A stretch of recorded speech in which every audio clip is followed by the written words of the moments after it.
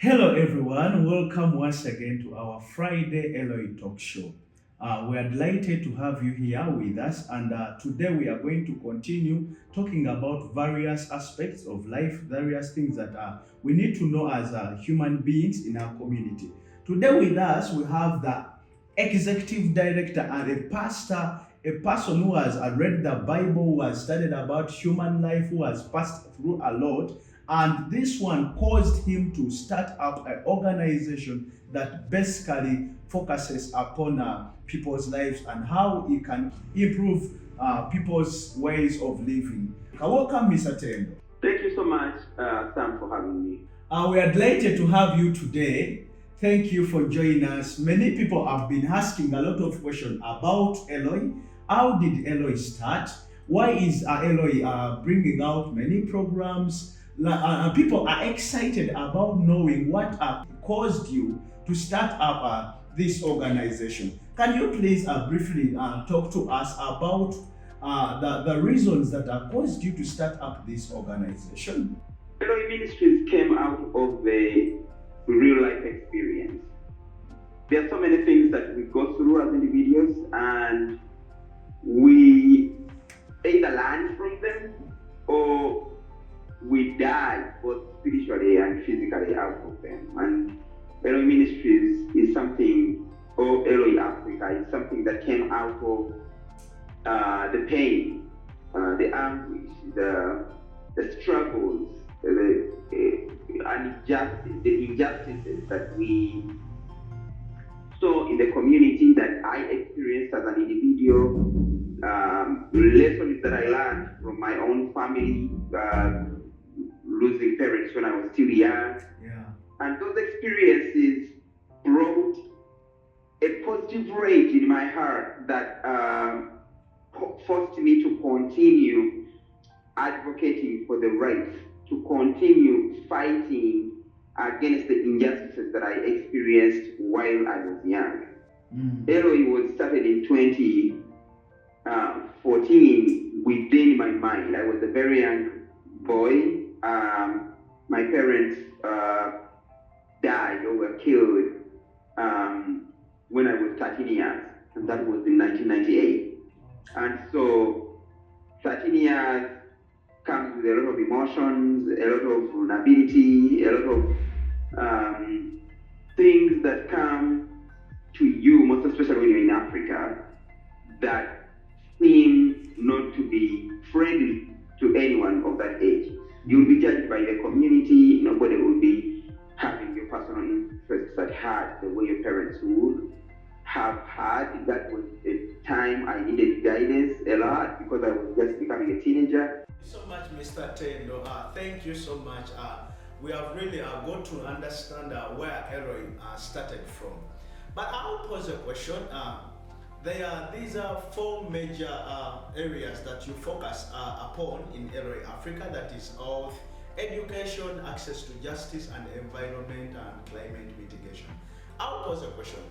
Why did you, what caused you to think about improving people's health in the communities? Is it that when your parents, when you lost your parents, you suffered maybe certain diseases, maybe your relatives passed through certain situations when it comes to health? What caused you to have the heart of improving people's health standards? Well, it's not that I had to suffer kwashiorkor or polio or anything like that that would have damaged my health in order for me to see and understand the needs of the community. Yes, sir. But it all came about in my senior four vacation when I started. I think it was a little bit senior four, but the holidays that I had, I worked with Optimation. It's a mission organization in Uganda that does evangelism in the entire country. And I had an opportunity to travel almost back part of Uganda. And what I realized and what I discovered in the communities was horrible, was scary. As you may be aware that we've been in operation as Eloi Africa for over 15 years. And so the programs have been evolving based on the needs of the community. We did not start with all the 4 programs, but as time went on, we realized that you cannot send a child to school when they are sick. So we realized that a health mind or is a healthy body, or healthy body, health mind. And so we involved ourselves in preventive methods of diseases. That's why we do a lot of primary health care, which is PHC, to make sure that we prevent. We do more of preventive than curative methods of disease control. And so when we realized that we could support that kind of help to support the school-going children to go to school, we also realized that if the parents are not stable at home, if the child is coming from a violently affected environment, they cannot still go to school. And then we came up with a program that is Access to Justice, which is broad. We look at human rights, we look at GBV is gender-based violence, we look at domestic violence, we look at child protection, we look at so many things, and making the people aware. We are not looking for criminals to take them to police, much as that is part of what we do. Yeah. We look out to the community to make them aware of the effects of their actions to each other. The actions that involve battering women at home, battering children, the effects of getting involved in mob justice, the effects of raping children or mistreating children. And so when the community is enlightened and is aware of what is happening and the consequences of those incidents, I think they better position themselves and learn about how to handle themselves in the community than waiting to go all the way to offending others and then they are taken into custody. Then the 4th program, which is in environment and climate change mitigation, came about during the last 5 years when global warming became a thing. When we were growing up, we never knew that there would be a time when the seasons change and there is no rain. We never knew that there would be a time when food becomes scarce. We grew up in abundance of food where we could go to the garden, tend to the land, and get all the food. Right now, things are very different. The world has become a global village, the climate has changed, seasons have changed, and people are starving in most parts of the world. So in order to be cautious of what might happen in Uganda, we decided to come up with a program that makes the community aware of the mother nature, makes the community aware of how best they can tend to the land that has supported ages and ages of our ancestors in the community, by making sure that the nutrients are preserved, making sure that the trees are also kept to allow the rainfall. Instead of deforestation, we should forestate such that there is a maximum kind of rainfall, and which leads to growing of crops and food security. The list goes on, and I think because of the interest of time, I will leave it at that. But I welcome any question. If there is anything that I have not touched according to your expectations as viewers, feel free to shoot me an email. Feel free to share your views with us. Ask for clarity. We'll be able to give you the information that you need. Wow. Thank you so much, Mr. Ted. And I believe people seeing us over there, you're trying to understand where Eloi came from. Now, Mr. Tendo, our executive director, thank you for the services you're doing in the organization. We are seeing the organization is reaching out to many people. Many people are being blessed. Many people in clinics, in the hospitals. Many children are being blessed. Now, I'll pose a question, though I've said that many people are being blessed. Our audience may want to know what are some of the measures that you've put in place as the executive director and the president of this organization to see that these 4 programs can really reach to the people. Can you please tell us some of the measures you've put in place to make sure that these programs reach final consumers? As you may be aware, the challenges that Uganda is facing, much as we have our own unique challenges, and not isolating challenges. There are challenges that are global, challenges that the US is facing, challenges that the entire world is facing. And so we cannot do this alone. We cannot do this by on our own. So we involve the communities, we involve the leaders from grassroots, we involve stakeholders of all sorts of kind to make sure that the beneficiaries right at the grassroots benefit from our programs. We do mobile clinics where we go to the communities that are really, really in need, and we treat these different diseases. We donate different kind of staff that would help with the health, that would help in normal, life style. And we also use social media platforms to make people aware of what is happening and how they should improve. We also try our level best to make sure that we go down to the grassroots. Here in America, things are a little bit different, that people reach out to us and we also reach out to them. So it's a two-way. We look for them to get the support, but they also find out that we exist and they come and receive the support that is needed here. Of course, we replicated the model in Uganda and brought it here to the US, where we do access to justice, but mainly for the new Americans that people would call refugees or asylum seekers or people that have left their homes and come to this country without any help, without any family. So we may not brag that we provide everything, but we try as much as possible to make sure that we create a humane condition that is necessary for these people to feel welcome, to feel protected, to feel understood, seen, and heard in the community. There's so many activities that we do, like apartment furnishing, counseling and guidance, linking the people to the services, which are pro bono, legal help, jobs, health care access, and so on and so forth. So the way we have positioned ourselves is that we are part of the community, and the community should access us so easily than being up there because we are not serving anybody apart from our community. So we are involved in the community, we are in the community, and the community is aware that we are there. And so we learn as the community is learning, and we care for our community because we live within the community. Wow. Thank you so much. Though you talked about some of the challenges as you were starting, the question I've asked you, still I'll pose this question again to please enlighten for us and our viewers seeing us out there. What are some of the challenges you faced as an ED in the process of implementing this calling or the desire you've been having since your young stage?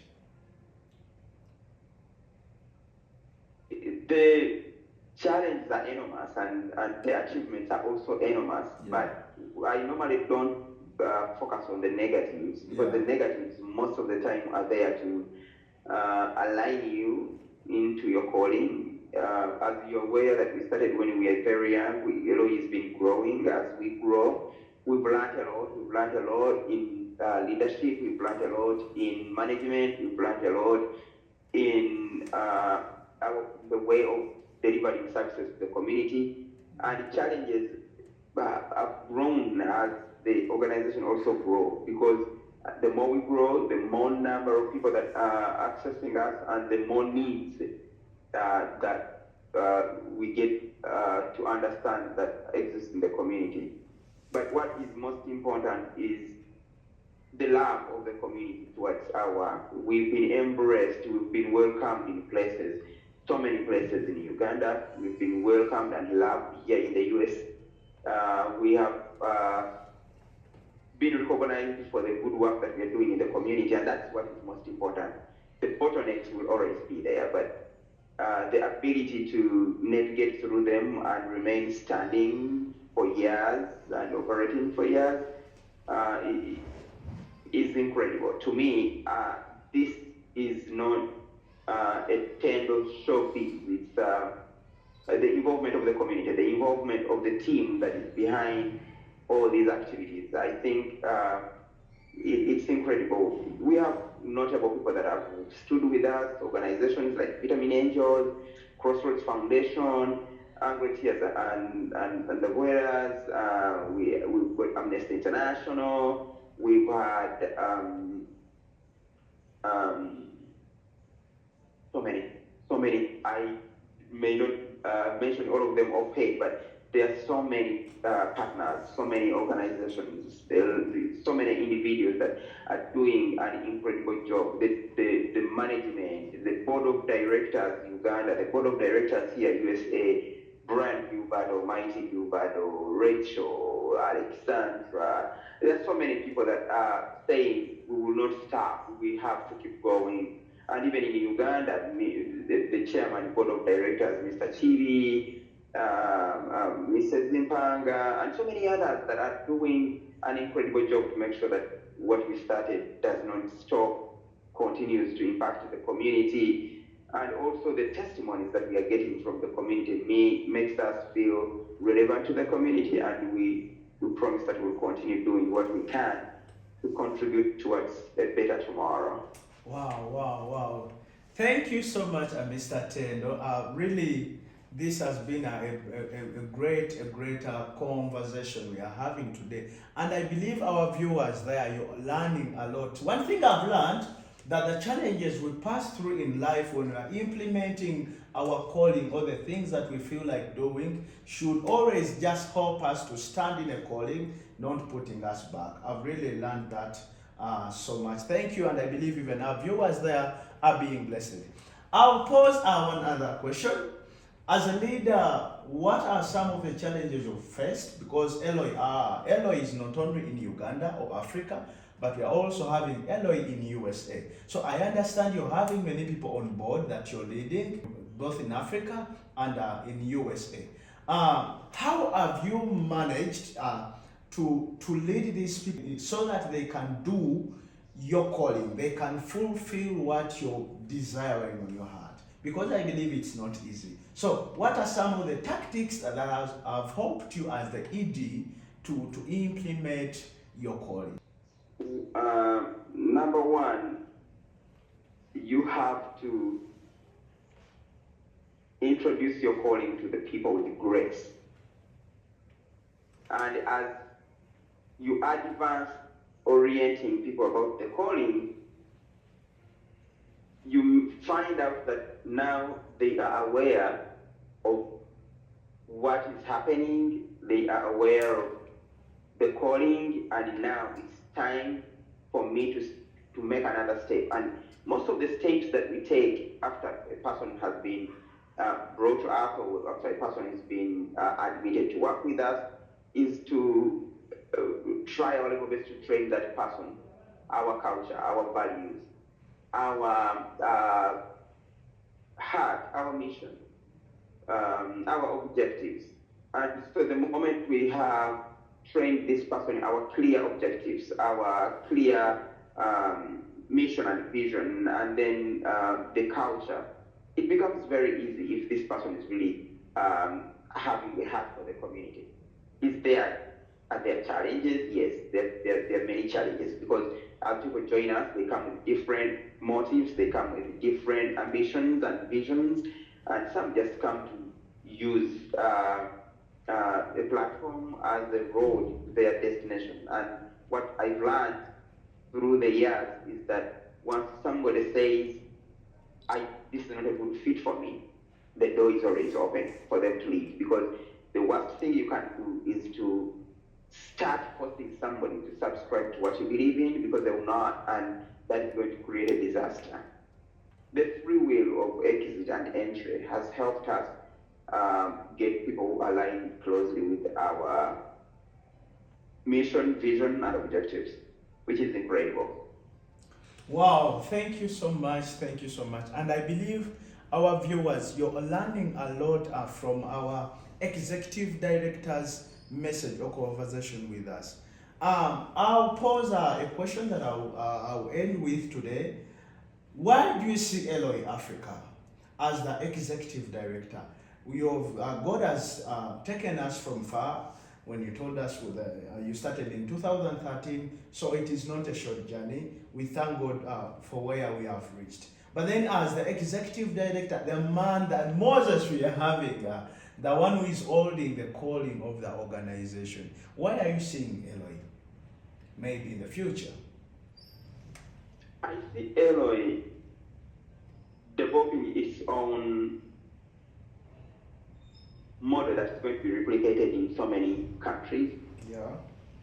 Strengthening its leadership and also making sure that it aligns its goals and objectives and strengthens the internal management. One of the things that we are looking at is, instead of supporting so many people out there to go to school, most especially the younger children, we are thinking of maybe starting our own schools where we can have our own kids immersed in our culture, trained, and take it a day at a time or a step at a time to make sure that our bit of impact that we create in this world stays and remains for the future generation. Wow, thank you so much, Mr. Tendo. We thank you so much for joining us today, and we also appreciate our viewers over there. Thank you for joining, thank you for loving our Eloi Friday talk show. Today we have been having our executive director, the president of Eloi Africa. As I told you, Eloi Africa is not only focusing about Africa, but we are also having Eloi USA. Eloi Africa has its own programs, the 4 major programs, as you say, and Eloi USA is also having programs that is focusing about. Would you like to partner with us, donate, support our programs, or join the many activities we do in Eloi Africa and Eloi USA? The door is open. And I believe, Mr. Tendo, you have something more to speak about this. I want to invite people who are sane and who are having the heart for the community. Number one, to follow us on our social media platform. Give comment, talk to us, let us know where we are performing well and where we are not performing well. We are accountable to you as you are accountable to us. And we also invite people to volunteer your time. 2 hours, 3 hours, 4 hours, a day, 2, a month. Let us go together to the field and experience Eloi work in action. We also invite donors, partners, funders, people who have a heart, people who want to implement a project but you don't know how or you don't know where. We are available to talk to you. We want people that we can work with to transform our communities, both in Uganda and the US. And I believe that the work is enormous and the doors are widely open for us to chat and see how best we can navigate through these programs. Thank you so much, Mr. Tendo. Thank you so much, our viewers, our followers, our audience. Thank you for joining us today. Today, this has been our 3rd episode of the Eloi Africa talk show. Wait for many more conversations that are going to impact the community, and always join us every Friday. Be ready for our talk show. I believe you'll be blessed. Tell a friend, invite someone, tell someone about this Friday talk show. I believe they are going to be blessed as you also keep on following us. See you next time. Thank you.